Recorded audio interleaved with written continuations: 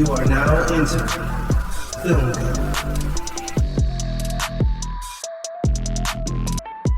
I seen it. You're fond of me lobster. Molly, you in danger, girl. Your ass looks like about 150 pounds of chew bubble gum, Pyle. You know that? Say it, sir! I don't believe you people.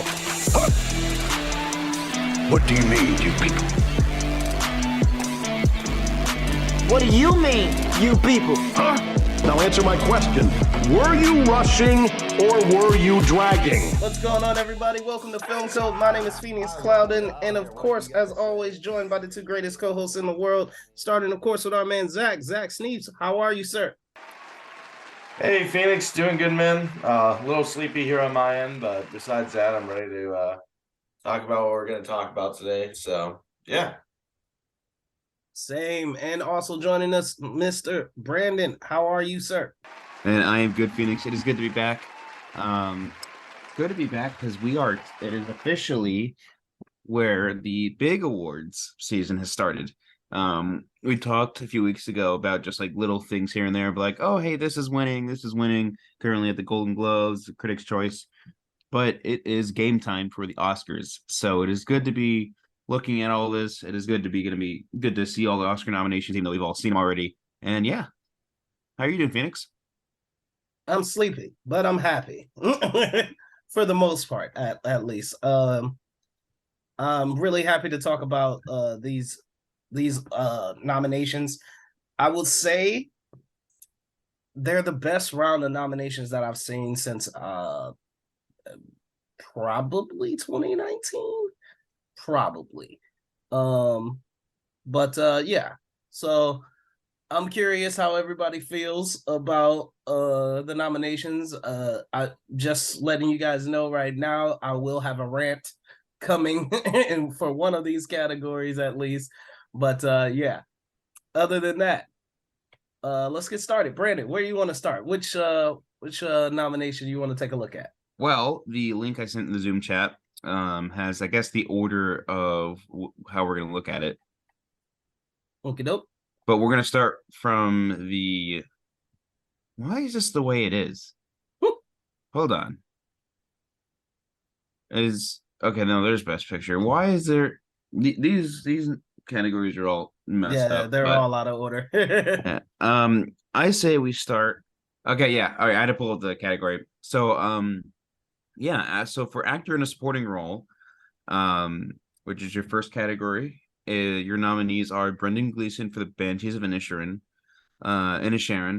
Brian Tyree Henry for Causeway, Jude Hirsch for The Fabelmans, Barry Keoghan for the Banshees of Inisherin, and Ke Huy Quan for Everything Everywhere All at Once. What are we thinking, guys? Well, I saw Causeway, and I love Brian Tyree Henry. Oh my gosh, I love Brian Tyree Henry, but I'm a little confused why he's up there compared to many other performances I've seen this year. Brad Pitt.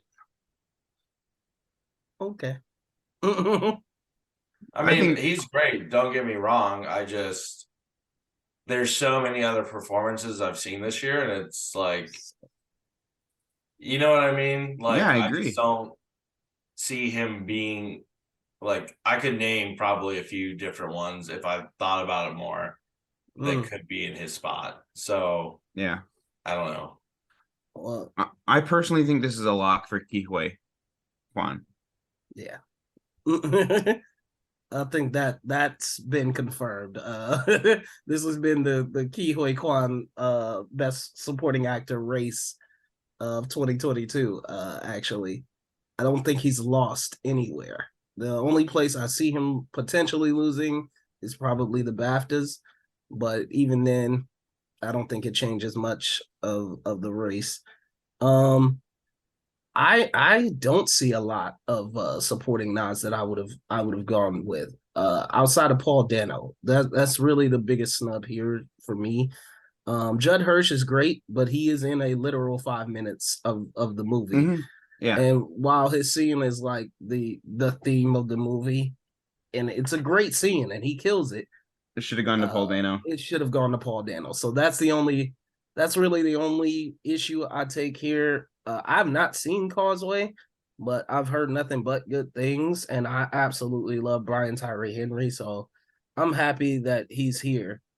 Yeah, I can't think of many other supporting actor nominees that I would put over him out, like legitimately outside of Paul Dano. Mark Rylance, perhaps, for Bones and All. I thought he was great. But that's really it. Like, those are really the only ones I can think of. And I wouldn't even take Brian Tyree Henry out for those. I would take Judd Hirsch out. So I agree there. I would just swap him for Paul Dano. yeah. I think Judd Hirsch deserves to be there. Really? 100%. Yes, it's 5 minutes of a movie, but what he's saying is so passionate and impactful. Like, and I love Paul Dano, don't get me wrong. And I think he should be there over Brian Tyree Henry personally. Like, I understand Brian Tyree Henry's great, but if you've seen Causeway, like, it's not that, like, the writing is terrible. And yes, he acts great, but I just think that it's not nomination worthy. Like, I'm a little confused as to why it's up here. I'm confused as to why Barry Keoghan was nominated. What? I am not confused by not that at all. We're talking about people who have hardly any screen time. Dude, you talk about someone who maximized his screen time. Yeah, he was Barry Keoghan. Excellent.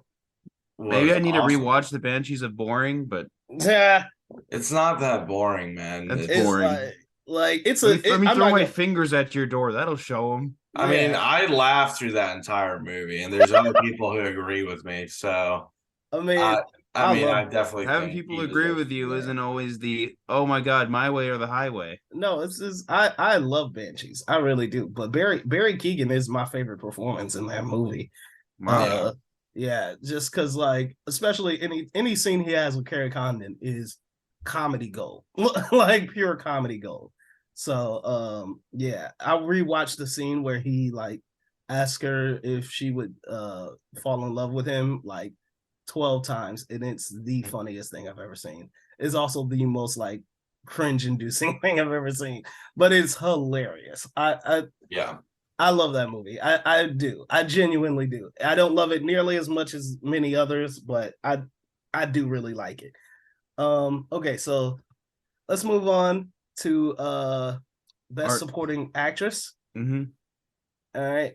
And your nominees there are Angela Bassett for Black Panther Wakanda Forever, Hong Chau for The Whale, Carrie Condon for The Banshees of Inisherin, Jamie Lee Curtis for Everything Everywhere All at Once, and Stephanie Hsu for Everything Everywhere All at Once. What are we thinking here? I really like this lineup. There's a few things that I would change, but other than that, I really like it. I think this is a lock for Angela Bassett or Stephanie Hsu. I'm not going to discount anybody from Everything Everywhere All at Once just because of how good it's doing at every single award show this year. Mm-hmm. So it's going to be tough to be like, okay, yeah, let me. I mean, Angela Bassett's won Best Supporting Actress at every single one, but I mean, you never know with the Oscars. I'm waiting to see what the SAG awards are going to look like. Mm-hmm. But as of right now, it's a lock for either Angela Bassett or Stephanie Hsu. I would have to agree with you. I don't really see it going any other way here, personally. I am happy to see Hong Chau up here for The Whale. So I agree. She was great in that. That is the one I do not understand. really, that's the one I'm like I would personally take out. I love Brendan Fraser in The Whale, and that movie I think is him doing his absolute best work while everybody else is doing everything they can to ruin it. Like, you did say that in the podcast too. You mentioned that's how you felt, and I don't think Hong Chau does a bad job. I think she's fine, but like I don't see it as award worthy, especially over like performances like Dolly De Leon in Triangle of Sadness. I would Oh yeah, really, 100%. She deserves to be up here. yeah, I would have She was really, snubbed. really Yeah. would have loved to see her here. That would have been my top choice of anybody to replace anybody here. Would have been Dolly De Leon. I've campaigned all year for Lashana Lynch from The Woman King. I think that also would have been a great replacement. But yeah, like, and then of course, I don't know if you guys got around to seeing Women Talking, I but still need to see that.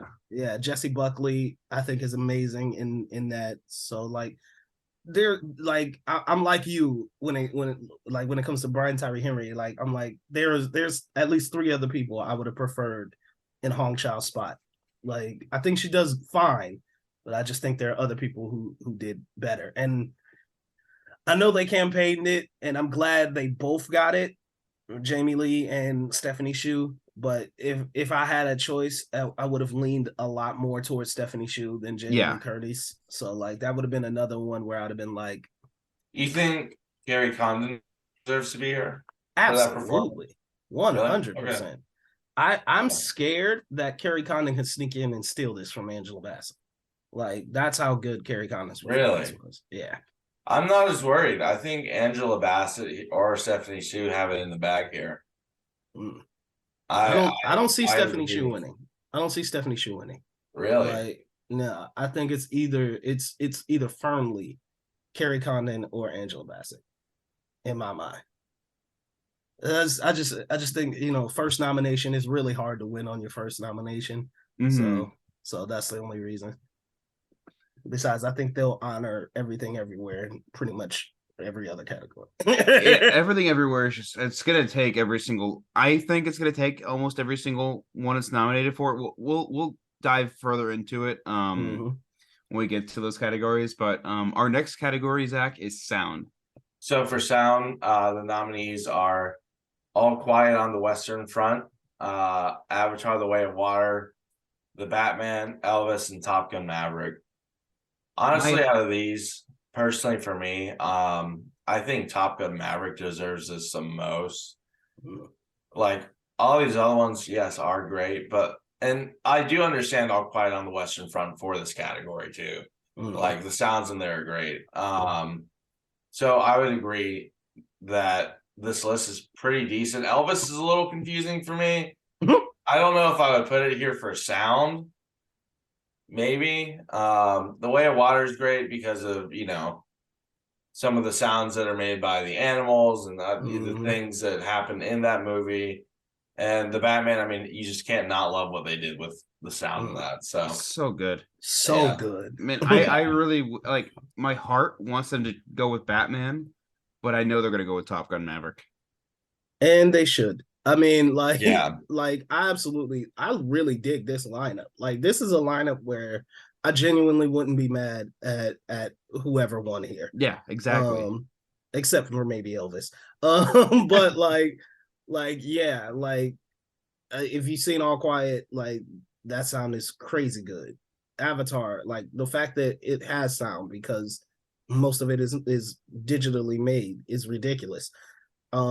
The Batman, bro.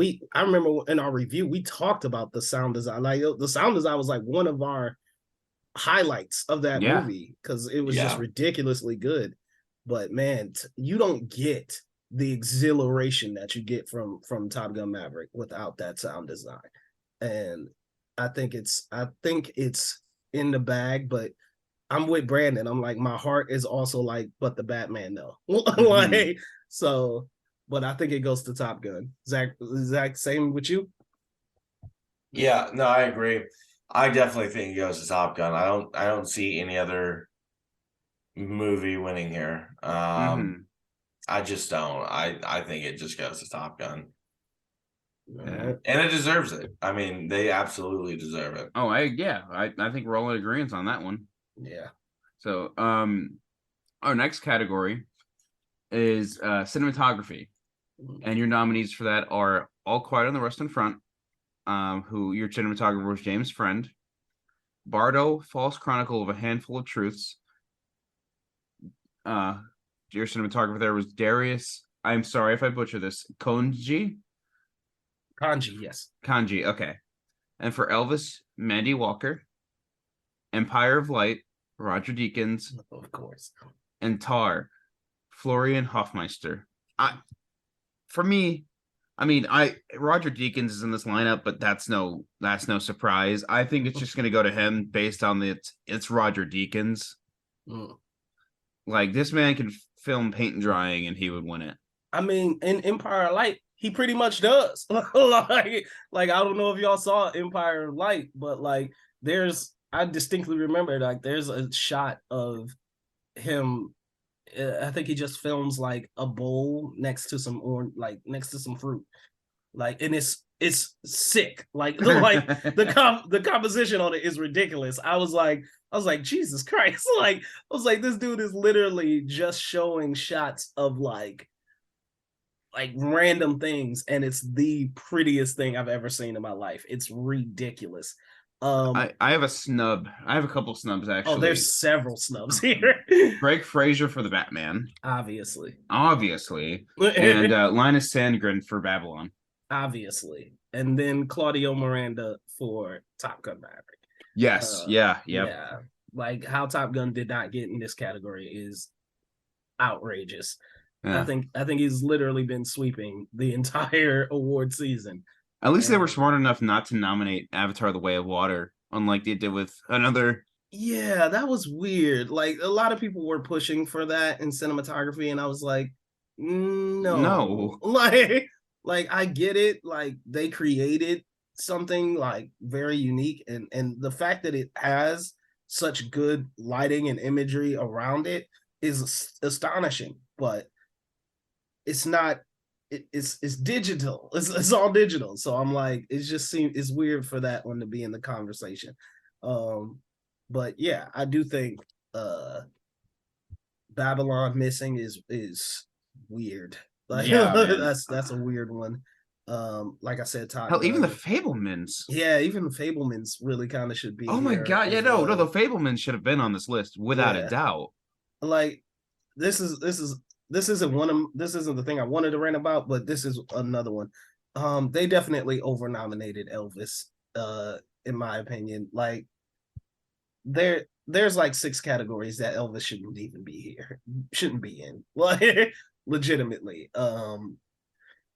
Yeah, like, I get it. These are coming from people who loved Elvis too. Exactly. Like, I really loved Elvis. I thought it was a really great film, and I think even I would have put it in maybe like 4 categories, like, in total.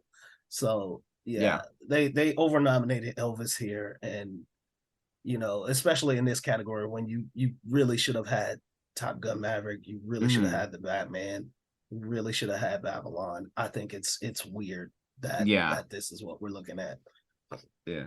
Has anyone seen Bardo? I need to. It's on Netflix.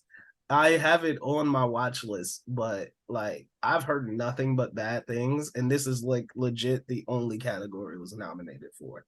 So like, I might check it out, but I have very little interest in it, so it might be like the last thing I watch.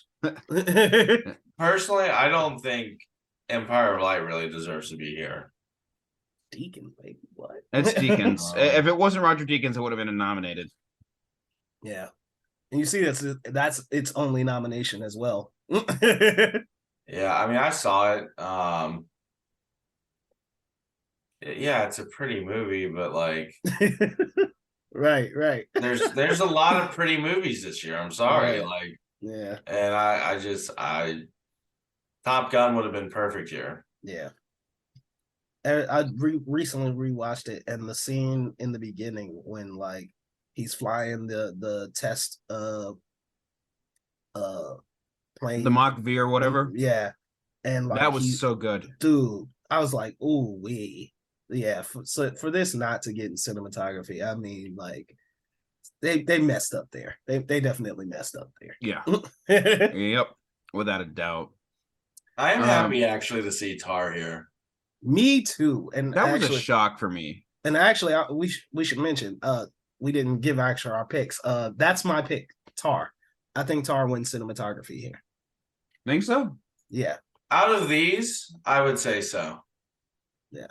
We're still not giving our like picks just yet because we still have to see what the SAG Awards do. Right. But as of right now, I see Empire of Light taking it just because it's Roger Deakins. And that very well could happen. Just I think the Academy is just so biased with Roger Deakins. It's going to happen. He won the past 3 years. He took 1917. He took Dune. I can't remember if he did. Well, no, Dune wasn't him. That was Greg Fraser. Was it? Yeah. Was he nominated? Was Deakins? Yeah. I don't think so.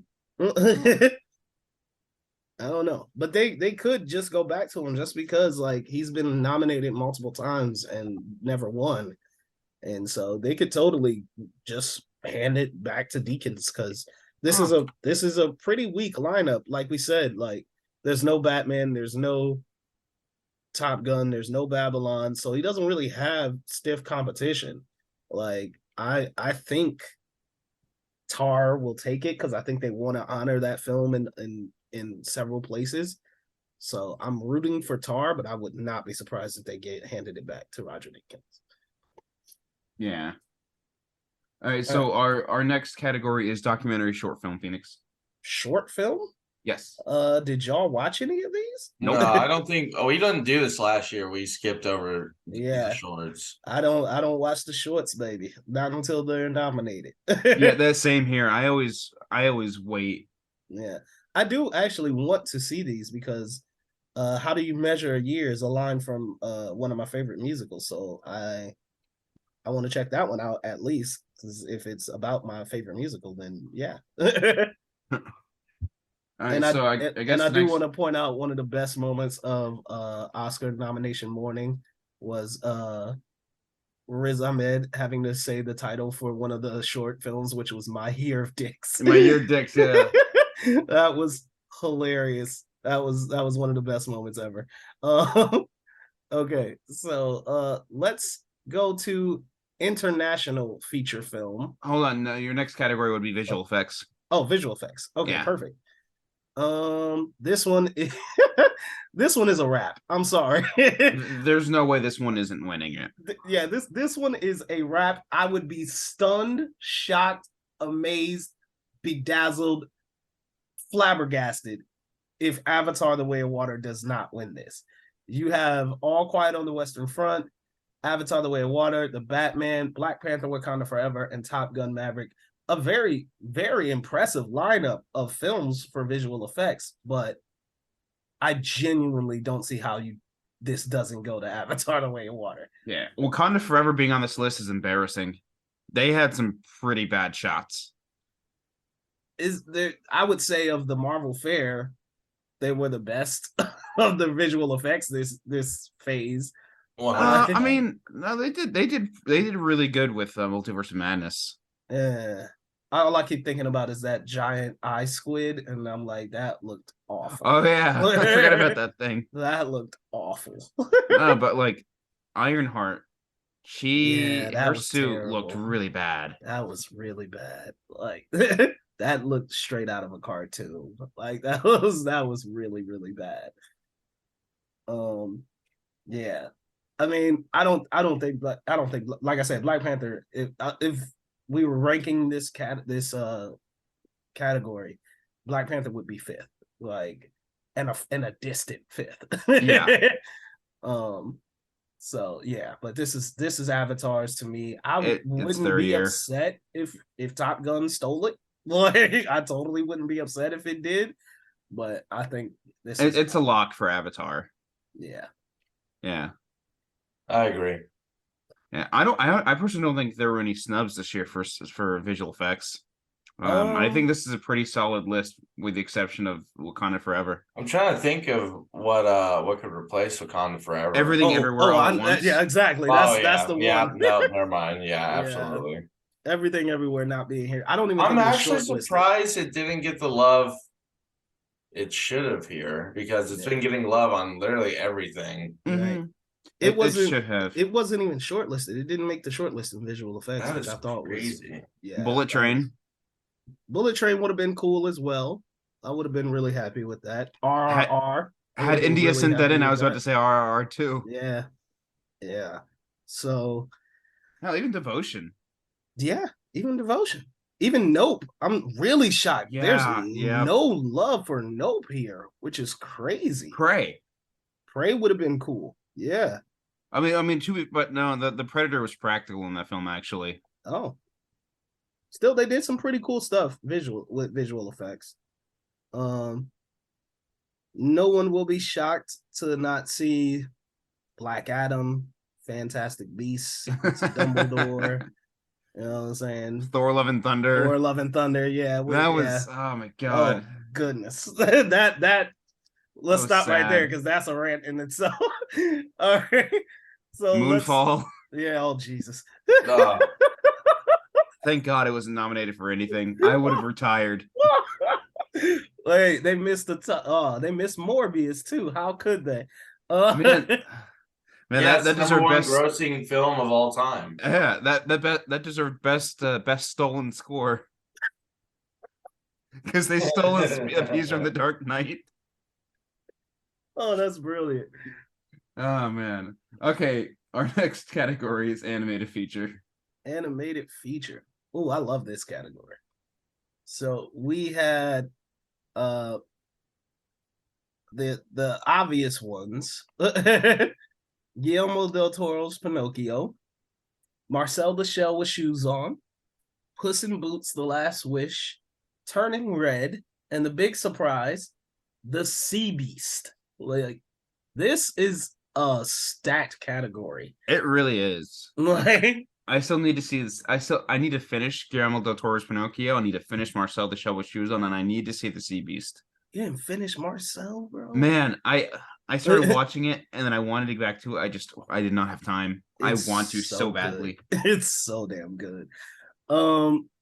This one I thought was a wrap like a week ago. I thought for sure was a wrap, and it might still be a wrap.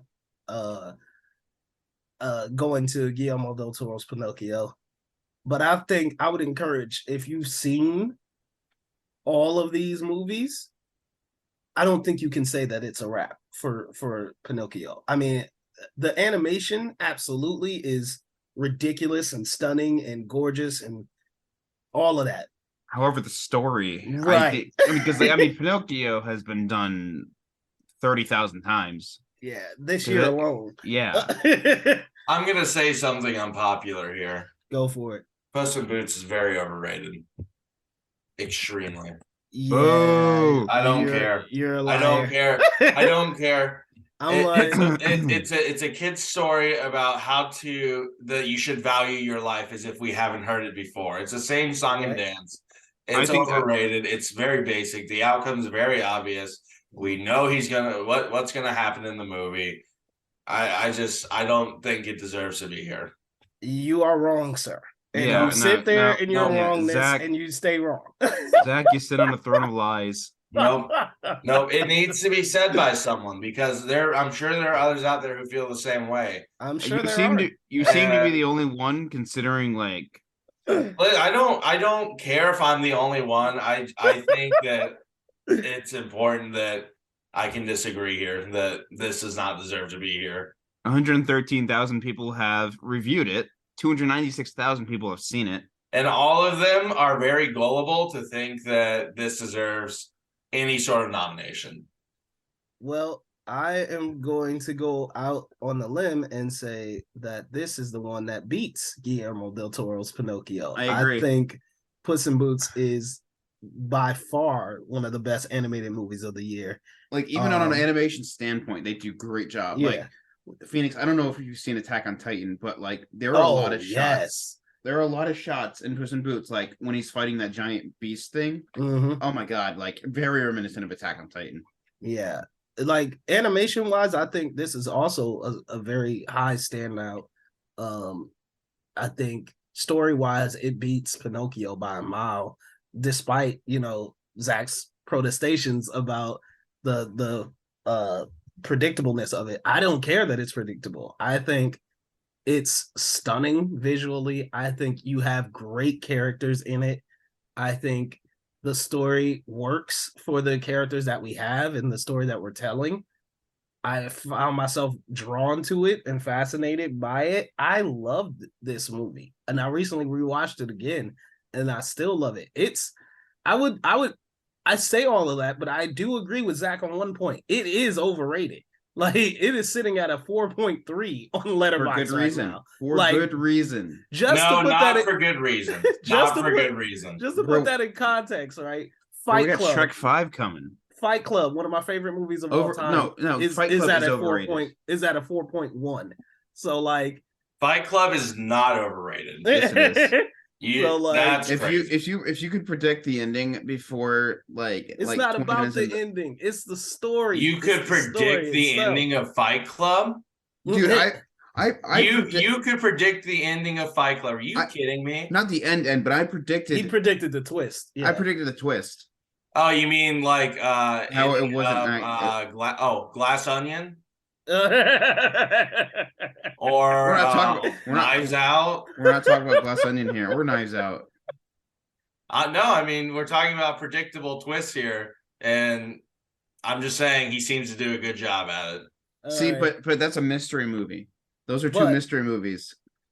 Fight Club is not. Yeah, but shouldn't the twist be not obvious?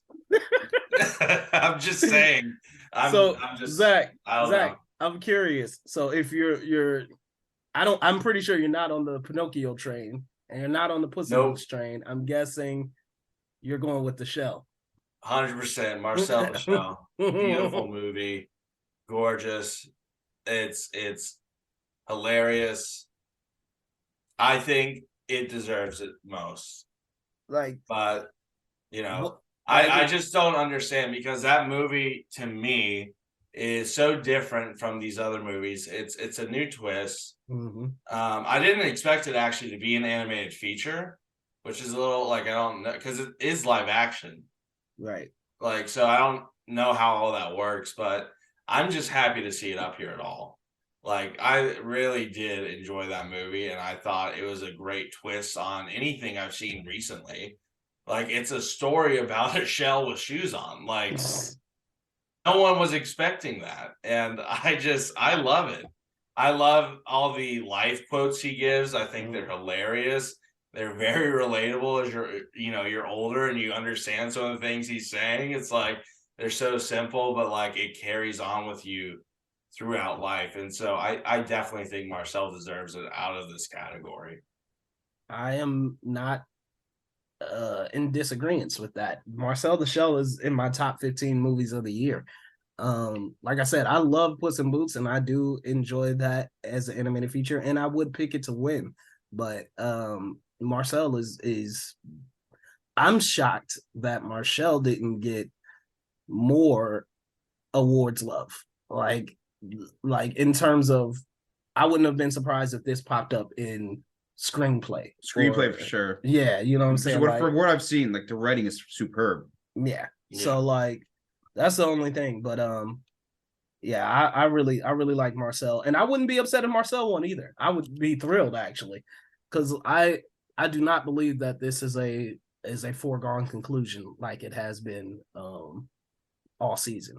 Mm-hmm. I think the gap has closed, and I think anyone who's watched Pinocchio is like, really, this? like I mean, it's great, visually stunning, excellent, yes, but the best of the year, I can't go with that. But that's just me.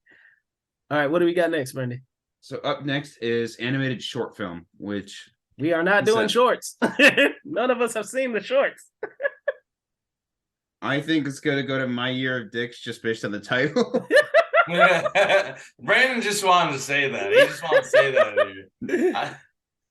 I mean, I would love it, honestly. And I'm gonna watch these just because I love the titles: The Boy, the Mole, the Fox and the Horse, Ice Merchants, My Year of Dicks, and Ash just told me the world is fake, and I think I believe it. So the Flying Sailor. Yeah, exactly. So I'm gonna check these out just because I'm like, all right, the weird titles, but yeah, I'm with you. I think My Year of Dicks takes it just because I think it'll be fun to hear whoever they get to announce it say My Year of Dicks. Okay, so that being said, our next category is international film. I think this is a lock already. Oh yeah. Zach, if you want to take this one. Yeah, so the nominees are All Quiet on the Western Front, Argentina 1985, Close, EO, and The Quiet Girl. Had India actually sent in RRR, I think this would have easily gone to RRR. Right. But I think this is, I think we're all consensus on this. I don't know. What do you think, Zach? No, I can't say anything for sure. I mean, I can tell what the Academy's going to go with. Oh yeah, no, it's going to be All Quiet on the Western Front. But as far as my personal out of these, I don't know. I haven't seen 3 out of 5 of them, and I don't think that it's really fair that All Quiet on the Western Front has a leg up just because it got pushed for Best Picture. I mean, that's how it is every year, though. I know that's how it is. It's just very unfortunate. It is, especially because if you've seen any of these films, you could argue that they should be in the Best Picture conversation as well. This, like, international films have been really good this year. And while like I've seen 4 out of 5 of these. The only one I haven't seen is EO. I personally wouldn't have put EO here. I think Saint Omer is a much better film and should 100% be here. Like you said, I wish India had submitted RRR because that's ridiculous that it's not here. Some people will complain that Decision to Leave should be here. I'm not one of those people. I absolutely hated that movie. I don't see the appeal. I don't understand it. I don't get it. You want to talk overrated? There it is. But yeah, while I think All Quiet is definitely taking this, I would not be shocked if we got a surprise with Argentina 1985. Love that movie. Fantastic movie. It is the only international film that has been nominated consistently at every award show, and it even won the Golden Globe over All Quiet and over RRR. So, a stunning upset would be unlikely considering all the love that All Quiet has received. But if there is even like a 1% chance, I would give it to Argentina 1985. Have you seen? So you've seen Close and The Quiet Girl, Phoenix? Yes. How did you like those? Were they like? How did you feel about them? Do you think they deserve to be here, or what are your thoughts? The Quiet Girl is amazing, like absolutely amazing. Very powerful film. Close is you gotta have a certain sensibility, but I really loved Close. I absolutely really loved Close. So yeah, like all of them are really really good. But like I said, Saint Omer not being here, I think is a big snub. In my opinion, because I think that movie is also fantastic. I would have liked to see personally. I mean, I haven't seen the others, but I thought it would have been cool if I got to see Petite Mom in here, only because I was able to see that one in theaters, and I really did love that movie. That movie's amazing, and it's so short, right? But it's like just fantastic. So, all right. So our next category is costume design. Your nominees here are Babylon. Yes. Black Panther Wakanda Forever, Elvis, Everything Everywhere All at Once, or Mrs. Harris Goes to Paris. I think this is a lock for 2 different, and like I haven't seen Mrs. Harris Goes to Paris, but this is the only nomination it got. So I don't know how. I mean, I think Zach's seen. I'm not sure if you've seen it. It's actually a pretty good movie. Yeah, that's okay. Like I've heard it's really good. Yeah. On a costume design standpoint, where would you go? Like, would you say Miss Harris Goes to Paris has a good chance, or? I think. Is it a period piece? I think the one who deserves it most here is Everything Everywhere All at Once. I think Everything Everywhere is gonna take it. I just rewatched it, and man, the costumes are freaking awesome. I Yeah, wouldn't Mrs. Harris discount. Goes to Paris is amazing though. I don't want anyone to underestimate that because the whole movie is about her getting a Dior dress. And you see all the different Dior dresses, how they're made. It's gorgeous. So I think like a lot of people are like, why is Mrs. Harris Goes to Paris in a category? It's like, no, if you see the movie, it's very obvious why it's here. Like for costume design specifically, it was they had beautiful dresses and beautiful clothing in that movie. I mean, Absolutely, costume design deserves to be up here for that. And also, similar to the Roger Deakins situation, the costume designer for Mrs. Harris Goes to Paris is a recent winner. Jenny Beavan, she did the costumes for Cruella. So yeah, fantastic costume designer. And I haven't seen the movie, but like if it's about dresses, 100% that's Jenny Beavan's specialty. So like, yeah, she no doubt she probably knocked it out of the park. This is the one category where it pains me to say, but I think Babylon is in last place. Yeah, pains me to say. I think I could see all the other four winning this before I could see Babylon doing it. I'm happy it's here. I'm glad it got a nomination because we obviously freaking love that movie. But yeah, like I could see Ruth Carter taking this again for Black Panther Wakanda Forever. I could see Catherine Martin taking it for Elvis. I think the recreation of Elvis's outfits was spot on, so they might just go in that direction alone for that alone. Yeah, like you guys said, Everything Everywhere. I think Everything Everywhere is taking a great percentage of their nominated films, so they could steal this one easily. But yeah, so I don't know where to go, but those are the four front runners in my mind. So yeah, Brandon, what about you? I think Everything Everywhere is going to take it. I just rewatched it the other day, and I'm going. It's playing in theaters again, and I really want to go rewatch it. Nice. But, no, the costume design just superb, man. So our next category is original screenplay. If you want to take that one, Phoenix. Oh God. Oh, this is a nightmare. Okay. You have an original screenplay. And you have The Banshees of Inisherin, Everything Everywhere All at Once, The Fablemans, Tar, and Triangle of Sadness. What a lineup. this is a stacked lineup. It really is. The only one I haven't seen here is Triangle of Sadness, which I'm about 10 minutes into. But I personally think this is a lock for Everything Everywhere or The Fablemans. Yeah, this one I don't know. Like I genuinely don't know. This could go anywhere. Yeah, I agree with Phoenix only because the only reason I think this can go anywhere is because Everything Everywhere is getting a lot of love in everything. And I think this is the Academy's chance to give something else a little bit of love here. And there's quite a few things here that deserve it. I mean, all of them. Every single one, I think, it could be anyone's game. I mean, right. This is one of those categories where it really depends on where the Academy is going. Like throughout the night, where you're like, okay, where are we headed? Like, what are we leaning towards? Because like Everything Everywhere could easily take this, but so could The Fablemans, but so could Tar, or Triangle of Sadness, or even Triangle of Sadness, or maybe they love Banshees as well. You know, Banshees could easily take it. There's so many places that this can go. I don't even know. I mean, if I had a vote, and this is tough because I love all of these films. This is tough, but if I had a vote, my vote would go to Tar.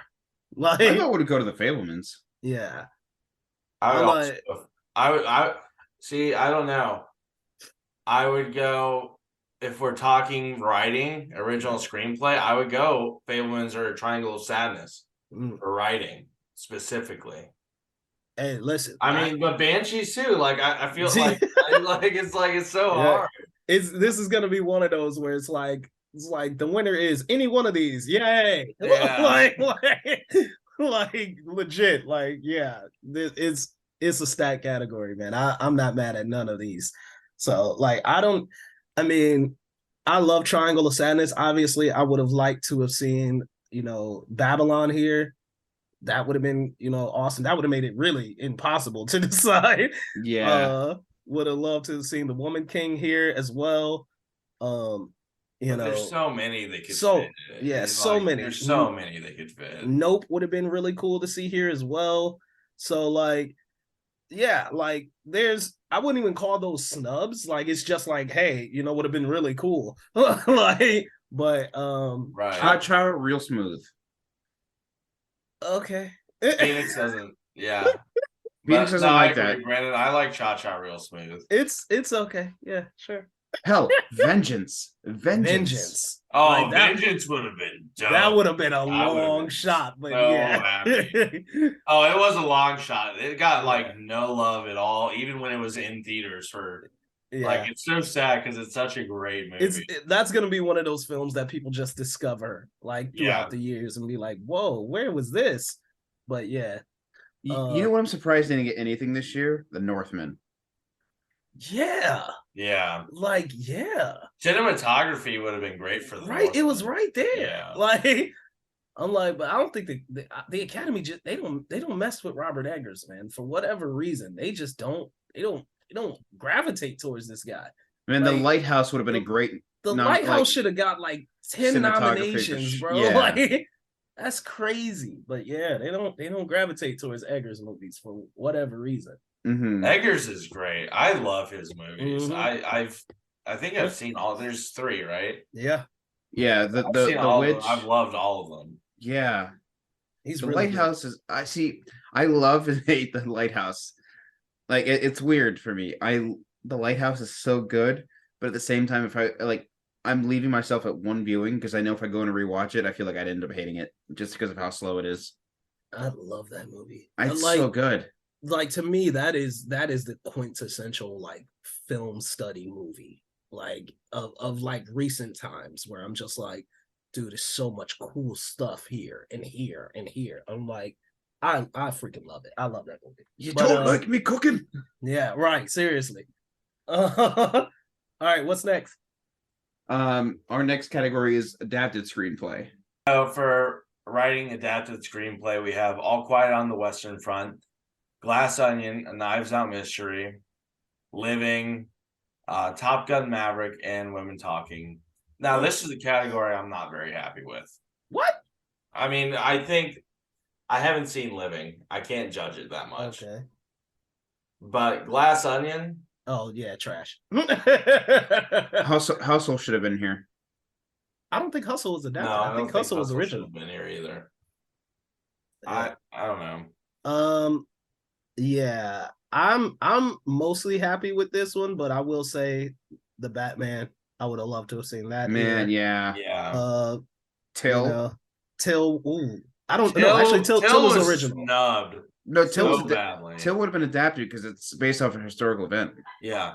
Oh, okay. Yeah. There's another one here that I was thinking of. What am I? Oh, Bones and All. Bones and All. It would have been great for Bones and All to get in here. That would have been awesome. Yeah, you know what? I'm shocked also that Guillermo del Toro's Pinocchio is not here. Like, oh yeah, like I said, I mean, it's the same exact script every single time. I can see why it wasn't. I mean, I think they switched it up. I'm a real boy. A pretty decent. Yeah, they switched up a pretty decent amount. But that's also part of the reason why it sucked. So, but yeah, I can like. Because of the hype that was surrounding it, I thought it had a fair chance of getting into adapted screen. Have you seen Living, Phoenix? I've not seen Living. Have you heard good things about it? I've heard great things about it. Okay. But I haven't seen it. It's actually playing at my local theater, so I'll probably check it out sometime this week. But yeah, I haven't seen it. The one thing that, and sorry, I got to do a quick humble brag here, and it won't be very humble. I cannot believe, leading up into the Oscar nominations, how many people legitimately doubted Top Gun Maverick and adapted screenplay. that blows my mind. Like that genuinely blows my mind. I'm like, number one, the category was significantly weak, right? Like, you know what I'm saying? Bones and All wasn't in contention for much of the year. The top contenders were really The Whale and Women Talking, and The Whale didn't even make it in, which is kind of stunning. But like those were your big competition, and Living, really, because Living got a lot of buzz. But I'm like, that leaves plenty of room for Top Gun Maverick, guys. I'm like, it just blew my mind because I'm like, there's not a single Best Picture lineup that didn't have Top Gun Maverick. Yet I was like, y'all don't think it's getting into screenplay? Like, what do you think made that movie so great? Like just the sound, just the cinematography? Like it doesn't work unless there's a really good story there. So like that just blew my mind. So like it wasn't getting nominated anywhere for adapted screenplay, and literally the Oscars came in and brung reason back to everybody. But yeah, of course, like of course, Top Gun Maverick gets an adapted screenplay nod, where I always thought it would be, and I can't believe so many people backed off of it. Devotion over Top Gun Maverick. You are a crazy person, but that's okay.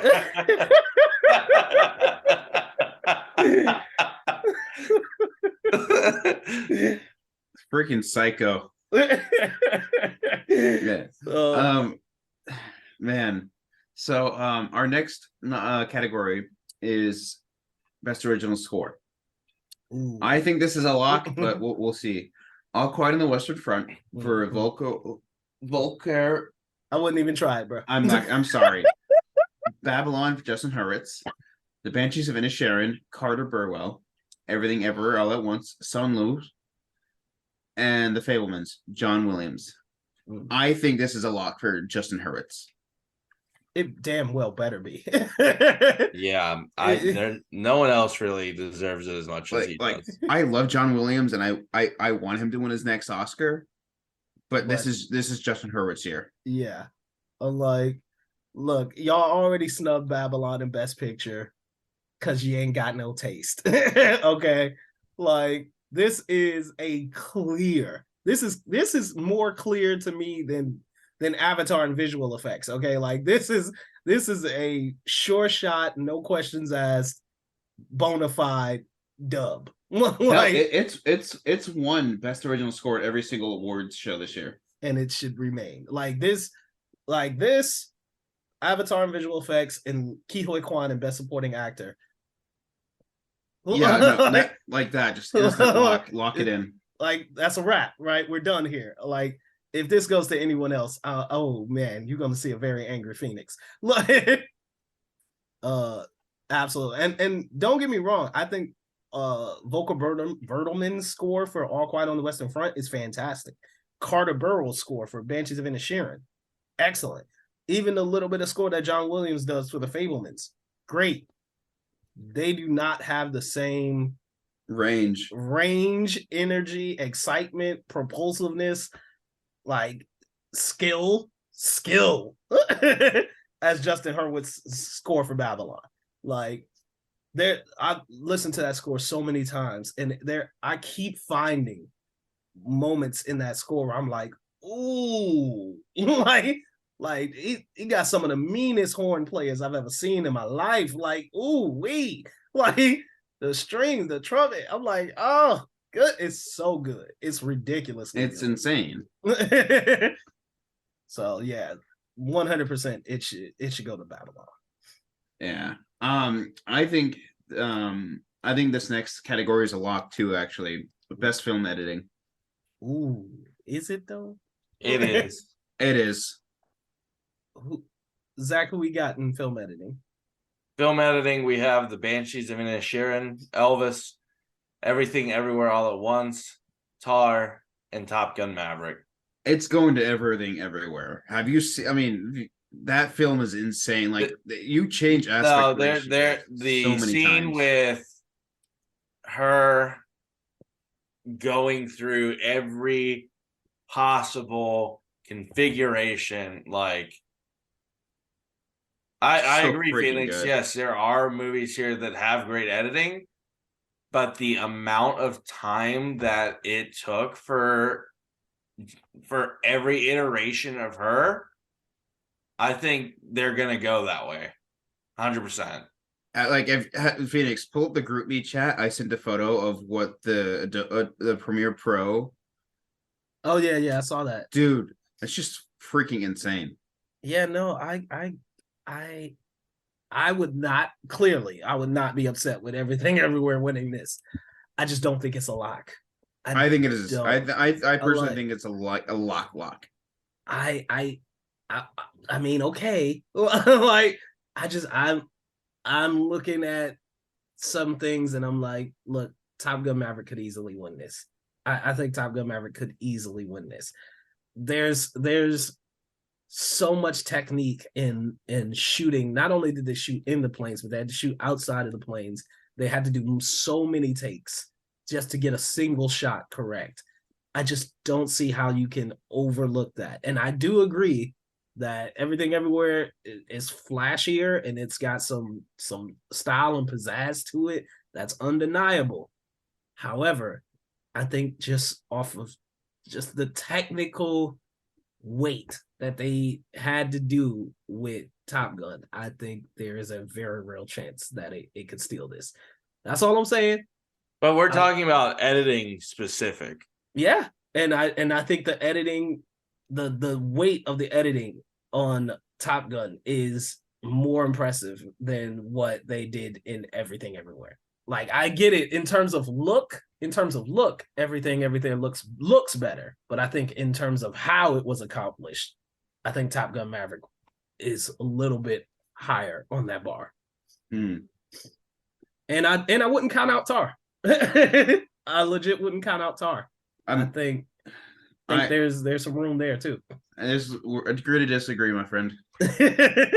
like I said, I would not be mad at it. Like I legit think Everything Everywhere is taking at least 6 of their 11 nominations. It wouldn't stun me if they won here. But yeah, I just don't think it's a lock. But I could be 100% wrong, and they take this whole thing. All right, so our next category is production design. Phoenix, if you want to take this one.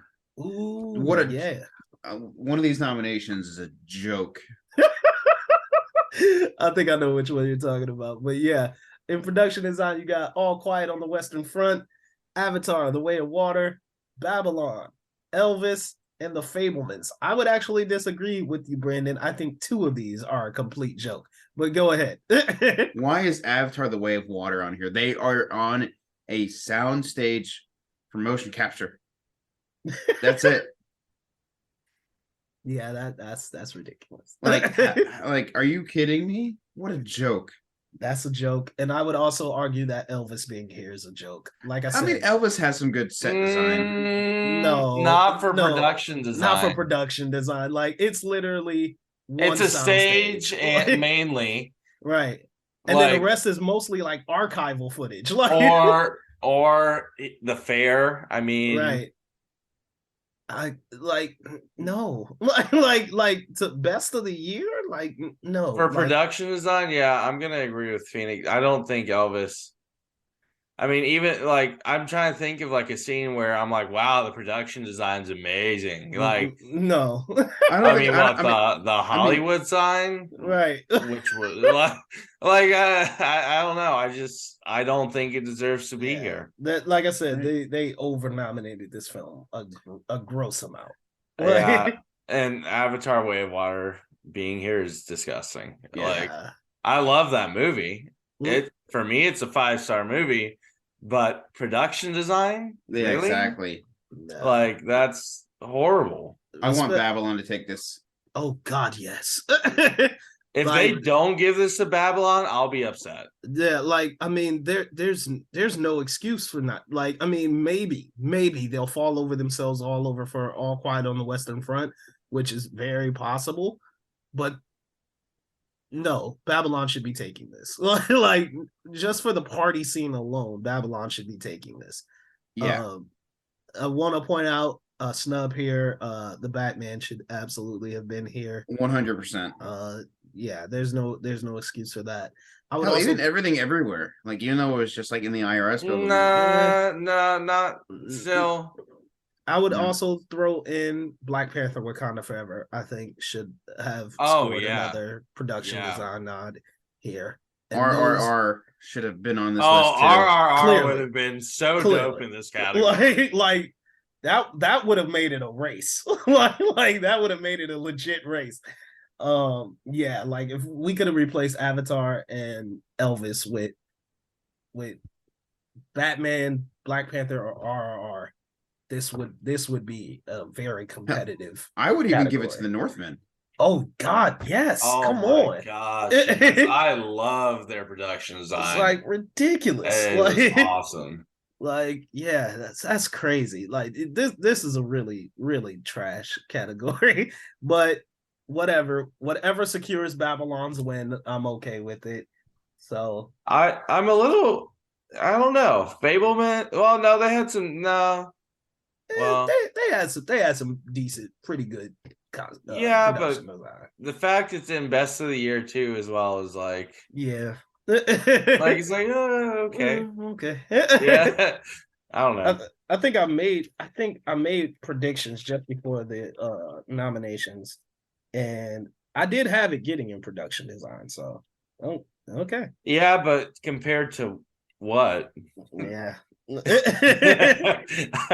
I mean, yeah, I don't know. I don't know, but yeah, congrats, I guess. Yeah.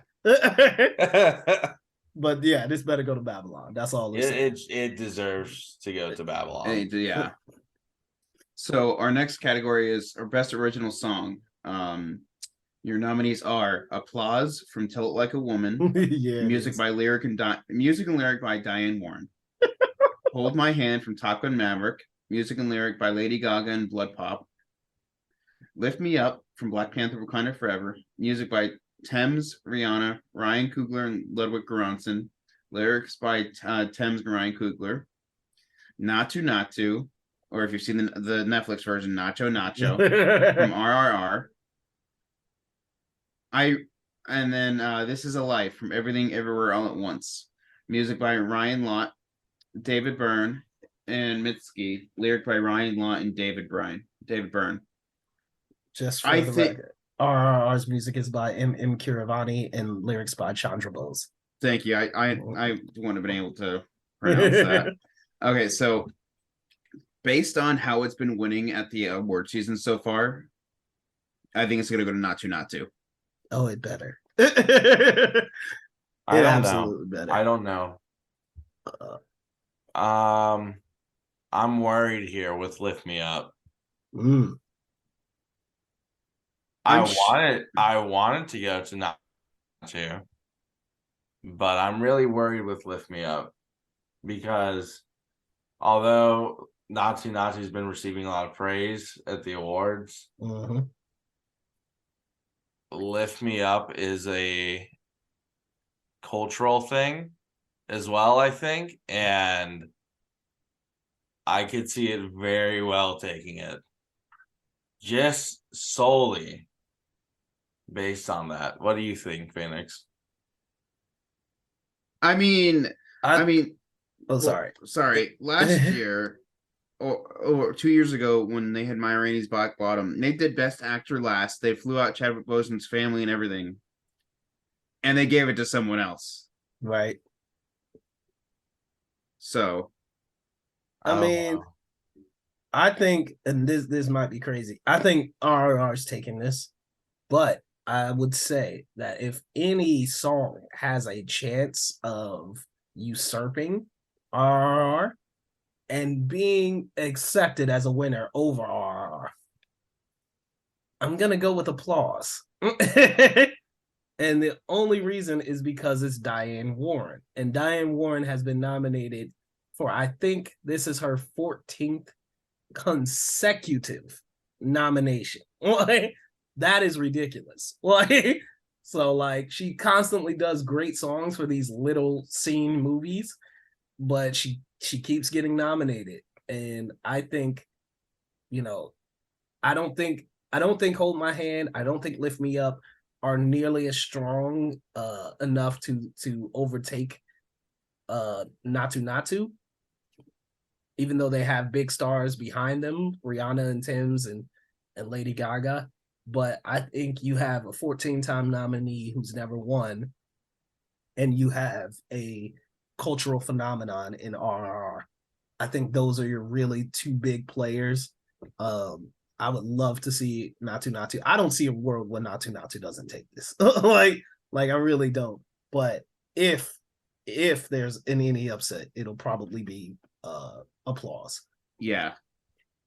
I'm gonna disagree, Phoenix. Really? Have you heard the song? No, but I also don't think I need to. I'm not saying based on what I think.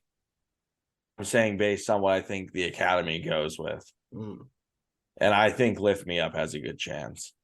And I wouldn't be upset. No, I mean I want it to go to Natu. I think that's the best one I've seen from here. I haven't heard Applause, so I can't judge that as much, but Natu was fantastic. Yeah. And if they get to perform it as well at the Oscars, I don't think there's any doubt in anyone's mind that it's 100% taking it. I think it would be crazy if they kill it, bring out like a just amazing performance, and then it goes to anything else. Like, I think you might see boos at that moment. But yeah. I am so upset that that's the only nomination it got. Yeah, that's ridiculous. Yeah. So our next category is directing. If you want to take this one, Zach. Okay. Best director.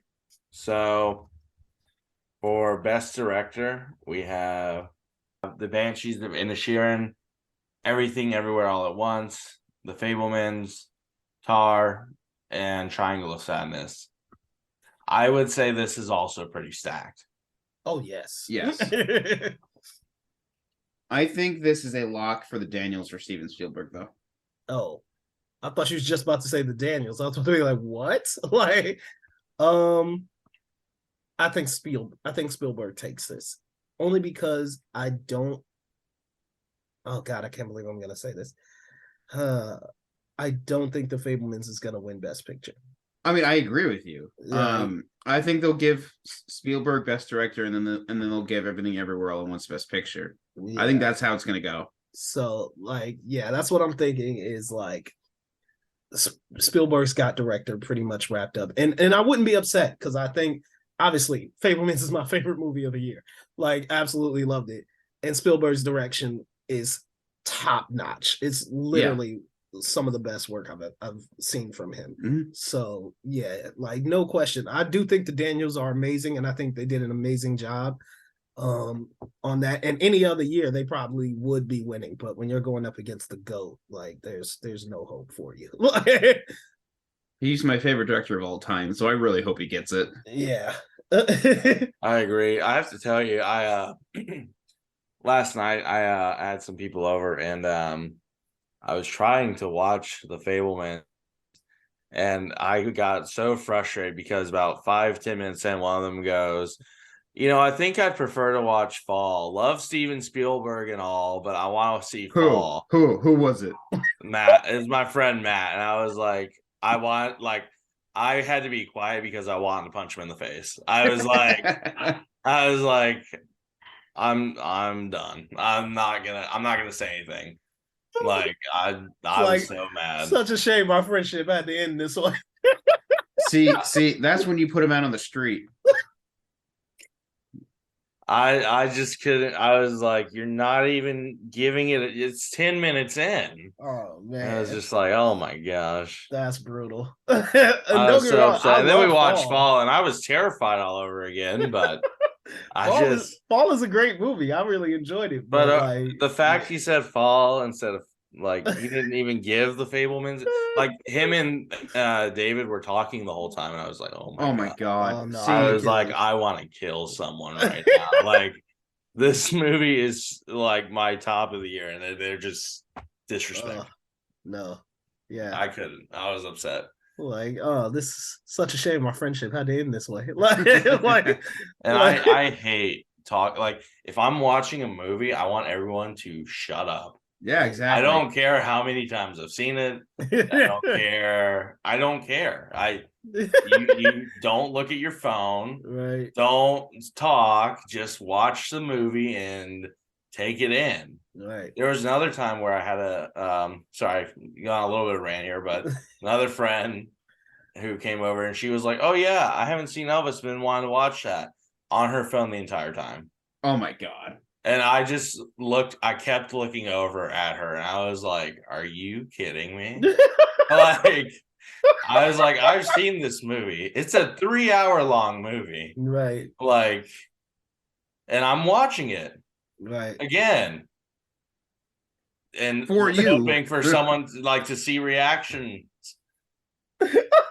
And she'd look up and every 10 to 15 minutes and go, "Oh, I didn't know that happened to him." And then go back to her phone. I was like, it bothers me so much. I can't. Oh my God. That's the ultimate torture. So speaking of Elvis, actor in a leading role is next. Okay. If you want to take that one, Phoenix. All right. And your nominees for actor in a leading role are Austin Butler for Elvis, Colin Farrell for The Banshees of Inisherin, Brendan Fraser for The Whale, Paul Mescal for After Sun, and Bill Nighy for Living. This is I don't know if it's the first time ever, but it is for as long as I've been following the Oscars. This is the first time I've seen all 5 are first time nominees for Best Actor. That's amazing. It's crazy. And I think this is I unfortunately think this is going to be a lock just based on the awards season this year between Austin Butler and Brendan Fraser. I 100% agree. 100% Yeah, I don't agree. see it going any other way besides one of those two. Yeah. A lot of people I know Colin Farrell has been dominating much of the award season. I don't know why. Don't get me wrong. I thought his performance in Banshees was great. I really love that movie, but I genuinely care for the other 3 members of his cast more than I care for his performance. His is last on my list. It's like Carrie Condon. Why do you find him dull, Phoenix? A little bit. If I'm being honest, I just find his performance very one note. Up until the very last minute of the movie, it's very much the same, and it's a long ass movie for you to be the same for so much of it. But yeah, I love Brendan Gleeson's performance. Carrie Condon's amazing. Barry Keoghan's amazing. I don't see Colin Farrell taking this. I just think he's the weaker one of the bunch. But I loved him in it, actually. Yeah. But this is pretty stacked. I haven't seen, but you know what's funny? Out of the 140 movies I've seen, 2 of these I haven't seen, which is After Sun and Living. Same. I've heard fantastic things about After Sun. Mm-hmm. Yeah, I've heard nothing, but I can't find it anywhere. And yeah, it's unfortunate. I saw 140 movies, so the fact that there's a few even sprinkled throughout here that I haven't seen, I'm like, are you serious? I was like, how many movies do you want to make me watch this year, guys? Geez, I already got to 140. Right. I think after I finish everything, it's gonna be 146, 147 with the internationals included. That's crazy. But I haven't seen the documentaries either, so that's crazy. I have After Sun.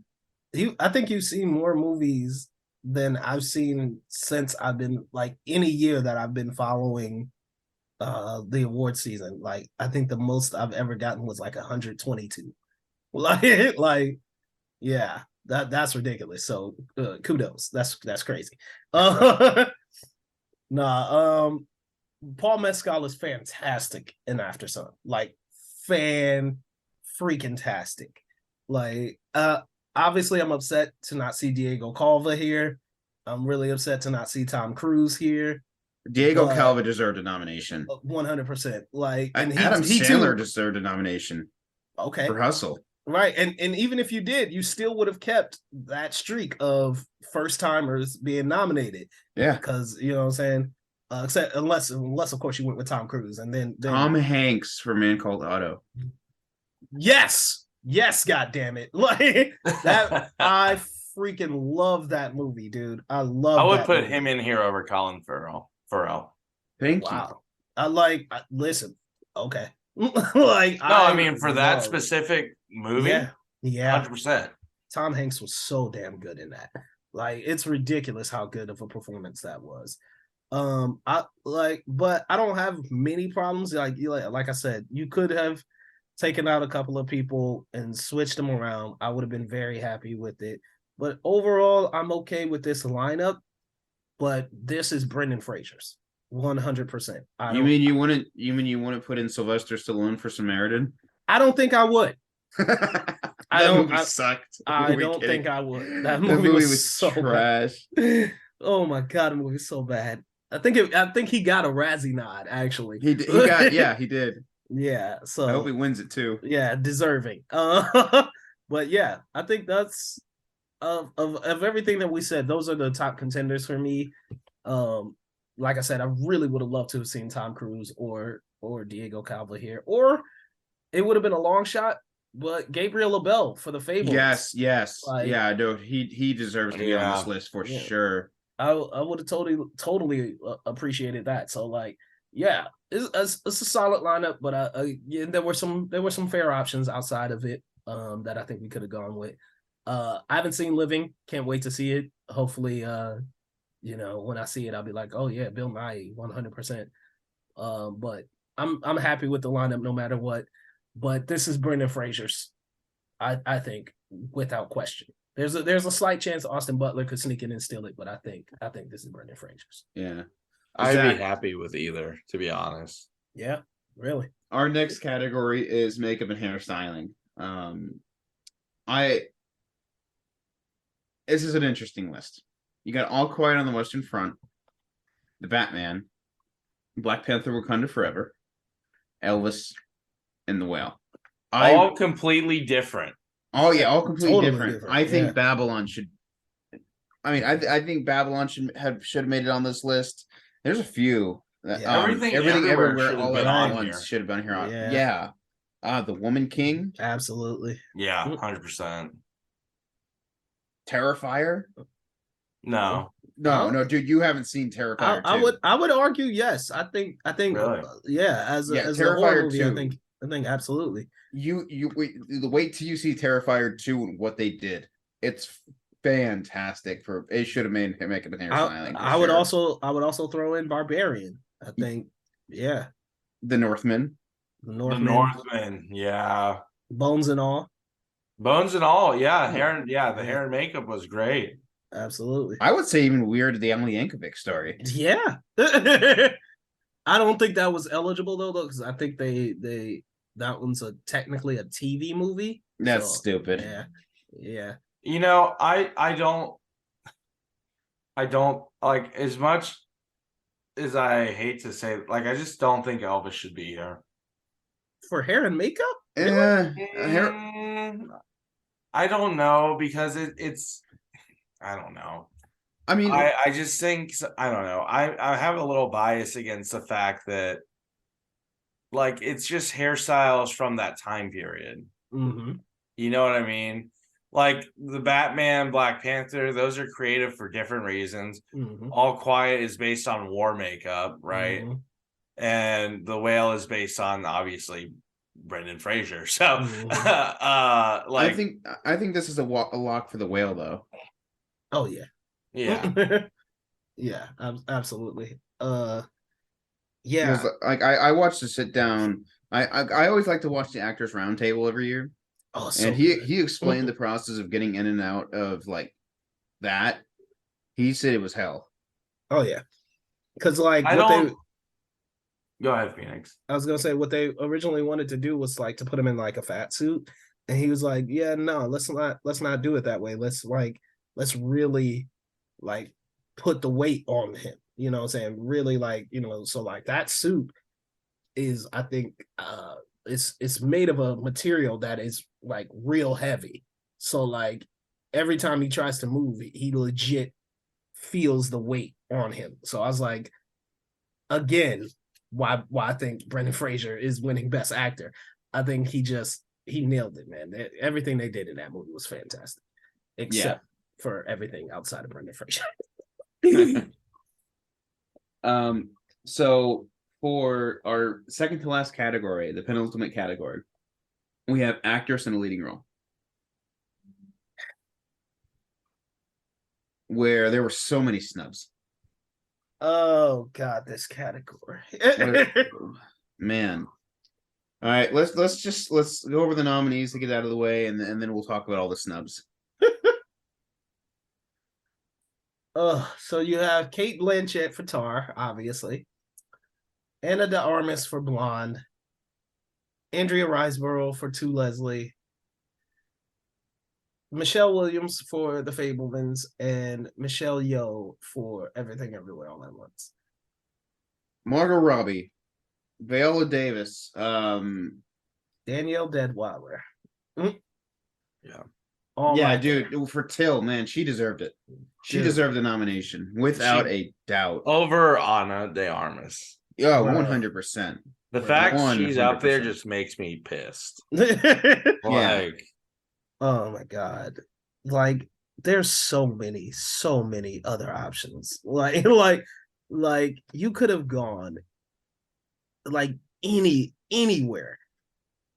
The three we just named. I would also throw in Taylor Russell from Bones and All. Amazing. You could have gone with oh God, who's just Mia Goth. Oh my God, you could have gone with Mia Goth.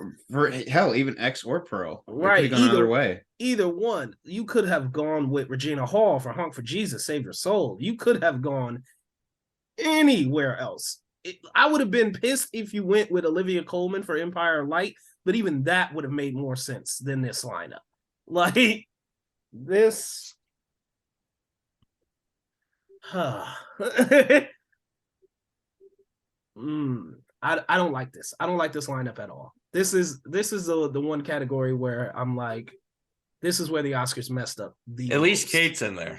At least Kate Blanchett's in there. Kate Blanchett and Michelle Yeoh were always going to be in. If they had messed that up, then I would have been like, y'all are done. Like that was the clearest two. No matter what, they are neck and neck in competition. It is between one of those two. The other three really don't matter, but the fact that you went with Anna de Armas, and like, look, I know people get big up Anna de Armas because her movie was terrible and it got lambasted and they felt bad for her. I get it. But that does not change the fact that she did a terrible movie, and it was poorly received, and it was deservedly poorly received. It was bad. She read the script. Like, it's not like she stumbled upon a film set and they were like, hey, do you want to be in this movie? And she was like, yeah, sure, I guess. And then she didn't know what was going to be in it. No, she read the script. Like, she didn't walk on and go, hello, college. Right. You know what I'm saying? Like, she read the damn script. She knew what it involved. She knew what it took. And it was awful. It was an awful, awful movie. And I'm not saying her performance was bad, but it's not awards worthy. Like, I'm like, it pisses me off that she is here. It genuinely pisses me off. Especially because she's here over Danielle Deadwyler. Because she's here over Viola Davis, because she's here over Margot Robbie, because she's here over Mia Goth. No, there's no excuse for it. Yeah, exactly. I've not seen To Leslie. I don't know how good Andrea Riseborough's performance is or isn't. But how much have you heard about To Leslie? Exactly. That's my other point. Is like the way that she got this nod is gross to me. It's really gross. Like, she wasn't seen at all. She didn't show up at SAG. She didn't show up at BAFTA. She didn't show up at, Critics' Choice. She didn't show up anywhere. Nobody watched this movie. Nobody watched it. And yet a couple of people go on live television and speak her name. And then you know that they're behind the scenes talking to their friends who are other Academy members, and they're going, "Hey, pick Andrea Riseborough." Like, you know what I'm saying? Like it's just so sneaky. It's so deceptive. It's rude. I don't like it. Like, and again, I haven't seen the performance. She could be amazing for all I know, and probably deserving of the nod, sure. But I just think it's disgusting that you had 3 other performers who were, who were in the mix in at least in Critics' Choice, in BAFTAs, in Gothams, in SAG, in some way, shape, or form, and they get left off for somebody that literally just got it on the whisper. To me, I find that gross. I have a good question. Mm-hmm. Shit, what was I gonna say? I had a question lined up and everything. I completely forgot what I was gonna ask. Oh, I'm sorry. Yeah. How was I haven't seen it. How was Naomi Ackie as Whitney Houston? She was great. I wouldn't have nominated her, but she was fine. Gotcha. But I would still prefer her over 2 of these. So yeah, gotcha. Yeah. Like definitely over Ana de Armas, which is crazy because like she's also a Razzie nominee for the exact same role. Like, yeah, that's funny. I'm like, how, like, to me, that's at that point, like, I get it. The Razzies are fun. They're meant to be fun, and they're not to be taken seriously. But at the same time, I go, I mean, there's a reason you're in Worst Actress. like, you know what I'm saying? Yeah. Like, there's a reason you're there.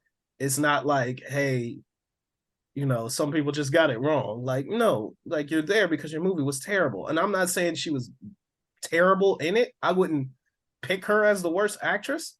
But at the same time, I'm like, there's a reason you're there. Like it wasn't a great performance. Like, you did okay, but like it wasn't great. It wasn't the worst, but it wasn't great. And I'm just like, the fact that she's here, and she too kind of got it as a whisper campaign because people probably felt bad because of how poorly her movie was received. But I'm like, no, bro, she should not be here. She really should not. Have you guys seen Blonde yet? No, I haven't because of how much hate it got. Yeah, exactly. I mean, did you watch it? Oh, I watched it. Like I suffered through it. Like I said, it's you have to see it for yourself, right? You kind of have to see it for yourself because it's amazing how unnecessarily graphic and unnecessarily sophomoric it is, right? It's like somebody who's trying to be an artist, but like they're trying to be artistic, but you see that they're very immature at the same time. And it's like, you're not going to shock value. You're not going to try to get shock value out of me and insult my intelligence at the same time.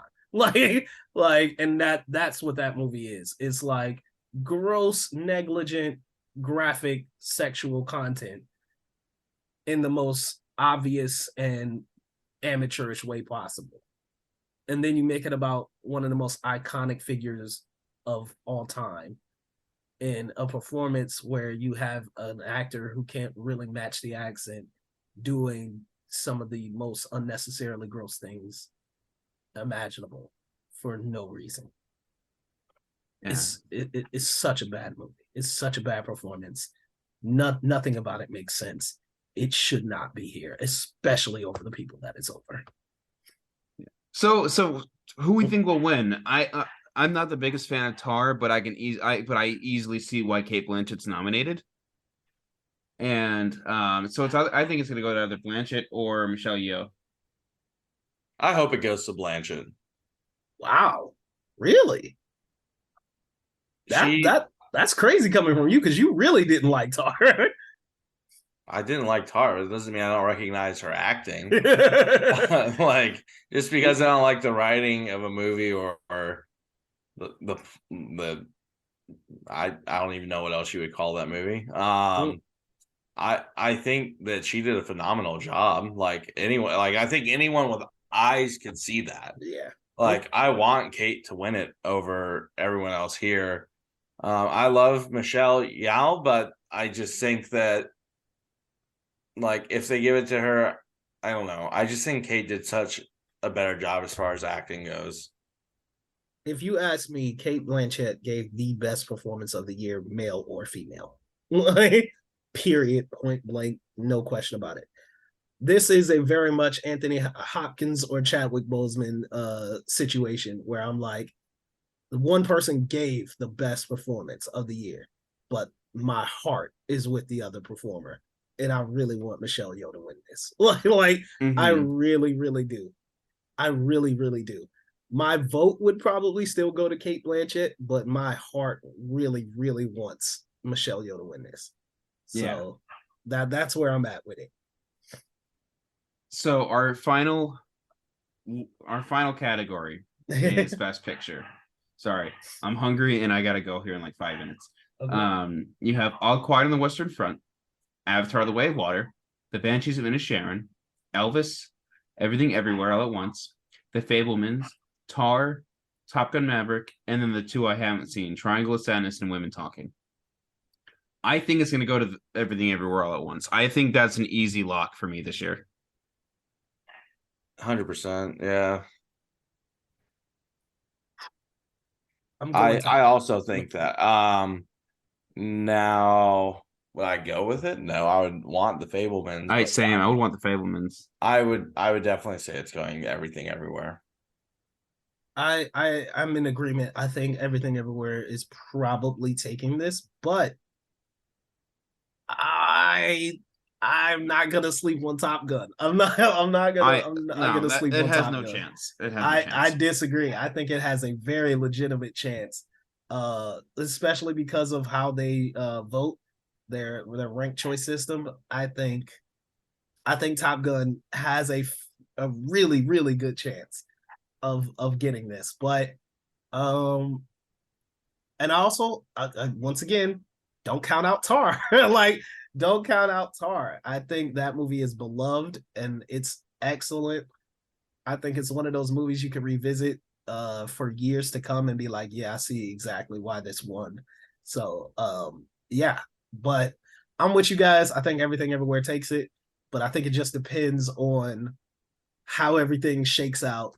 I don't think we'll have like a Coda situation here where Triangle of Sadness pulls off an upset or something like that.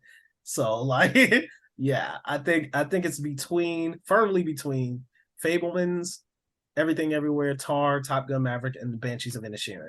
Yeah, I think those are the top 5 for most people's ballots. So we'll see, but yeah, this looks like a wash. Everything Everywhere is probably taking this.